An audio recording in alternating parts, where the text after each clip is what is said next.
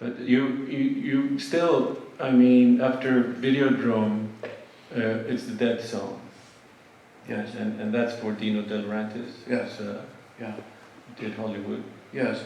Well, Dino was never really Hollywood. I mean, Dino De Laurentiis was an independent sort of, what, progress update. Go for your stand goal. 5 of 12 hours. This is my Apple Watch.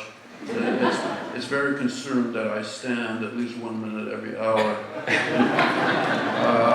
It's the ghost of Steve Jobs lives right here on my wrist. And speaking of Jobs, there's a movie called Jobs. This is Danny Boyle directing, Michael Fassbender as Steve Jobs, and we'll see if that qualifies as a mainstream movie. I can't imagine that it will be, but anyway, these are all strange. What were we talking about before? The Dead Zone. Yeah, Dino De Laurentiis was a kind of a maverick Italian producer who moved to Hollywood. He had to flee Rome because of some kind of debt things and fraud and whatever, and he reestablished himself in America.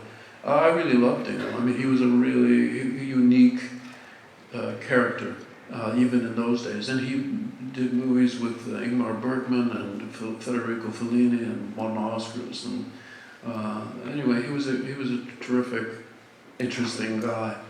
Fortunately, when I made The Dead Zone, he was obsessed with David Lynch's film Dune, which was a much bigger production. And so he left me alone and didn't interfere, as moguls tend to do.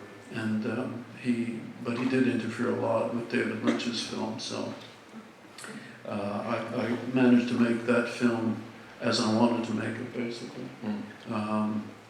Whereas Lynch had more problems with,